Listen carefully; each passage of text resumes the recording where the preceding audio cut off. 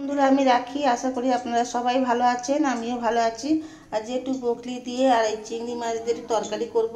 চিংড়ি মাছগুলো বেশি বড় নয়, একদম ছোটও নয়, মিডিয়াম সাইজ। এই চিংড়ি মাছ দিয়ে বকলি দিয়ে তরকারি করব, সেটাই আপনাদের কাছে শেয়ার করছি। আমি কড়াতে তেল দিয়ে দিয়েছি।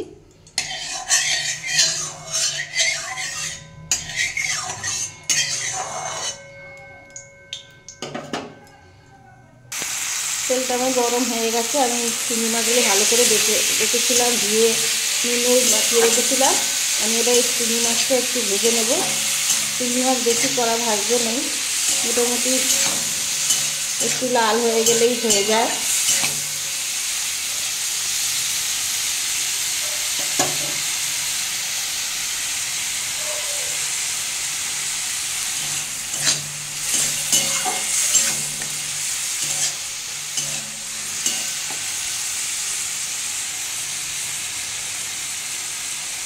দেখুন বন্ধুরা, আমার চিংড়ি মাছগুলো ভাজা হয়ে গেছে। আমি এটা একটা বাটিতে তুলে নেব।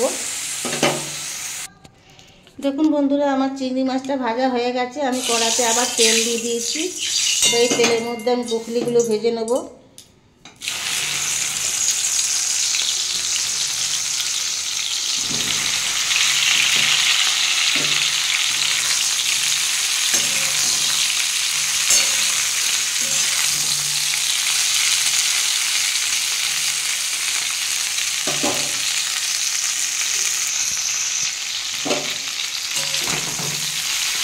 দেখুন বন্ধুরা, আমার বকলিগুলো ভাজা হয়ে গেছে। আমি এবার তুলে নেব। আমি বকলিগুলো তুলে নিয়েছি। এবার এই তেলের মধ্যে আমি আরেকটু সামান্য তেল দিয়েছি। এতে শুকনো লঙ্কা, তেজপাতা ফোড়ন দিয়ে দেবো, আর একটু সাদা জিরে ফোড়ন দেবো।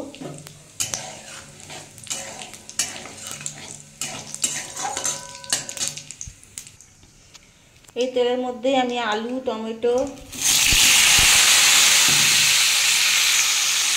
পেঁয়াজ সব একসাথে দিয়ে দেবো। দিয়ে ভালো করে ভেজে নেবো, একটু চাপা দিয়ে দিয়ে।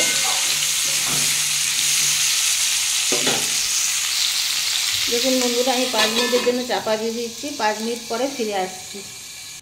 দেখুন বন্ধুরা, আমার আলু পেঁয়াজটা ভাজা হয়ে গেছে। আমি এর মধ্যে একটু আদা রসুনের পেস্ট দিয়ে দেবো।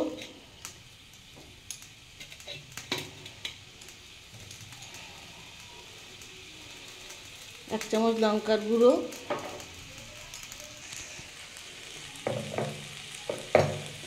পরিমাণ মতো হলুদ, আর একটু সামান্য জল দেবো কষার জন্য, কারণ শুকনো মশলা তো।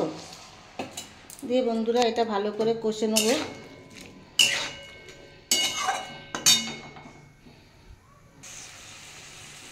এতে একটু চিনি দেবো,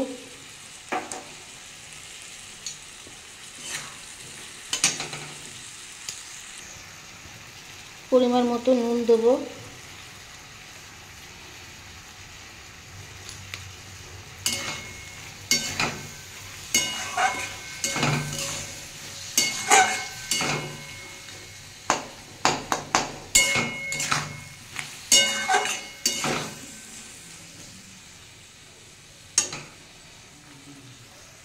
দেখুন বন্ধুরা, এটা আমার কষা হয়ে গেছে।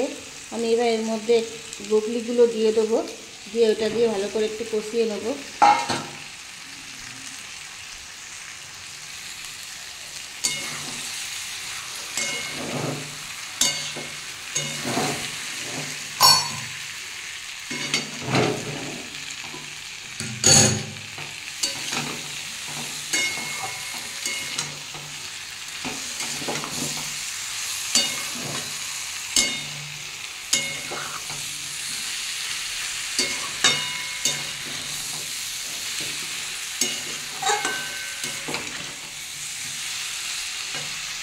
দেখুন বন্ধুরা, আমার কষা হয়ে গেছে।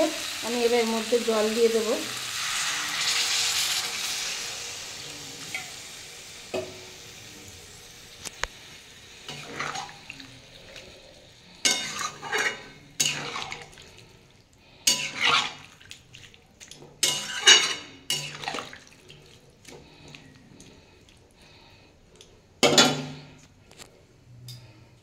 যে চিংড়ি মাছগুলো ভেজে রেখেছিলাম সেগুলো দিয়ে দেবো।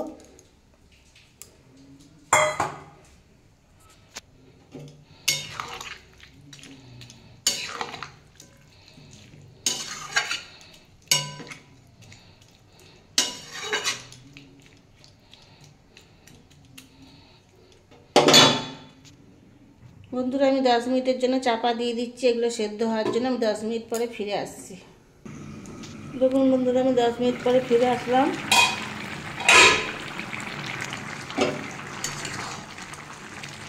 আমার আলু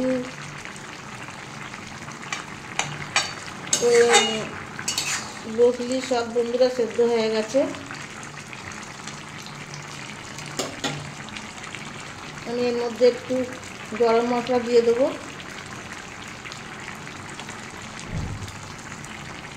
উপর দিয়ে একটু ধনে পাতা দিয়ে দেবো, দিয়ে গ্যাসের ফ্লেমটা অফ করে দিলাম।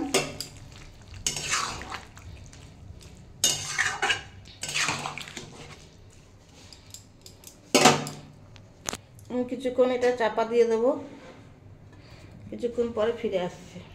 দেখুন বন্ধুরা আমার আলু ব্রোকলি দিয়ে চিংড়ি মাছের তরকারিটা রেসিপিটা রেডি হয়ে গেছে। যদি ভালো লেগে থাকে নতুন বন্ধুদের তাহলে আমার পাশে থাকবেন। আর পুরনো বন্ধুরা যেনারা আমার ভিডিওটা অনেকক্ষণ ধৈর্য ধরে দেখেন তাদের অনেক অনেক ভালোবাসা। আর যদি কোনো বয়স্ক মানুষ দেখে থাকেন তাদেরকে আমার শতকোটি প্রণাম আর ভালোবাসা জানিয়ে আমি আমার ভিডিওটা এখানেই শেষ করলাম। দেখা হবে পরের একটা এপিসোডে।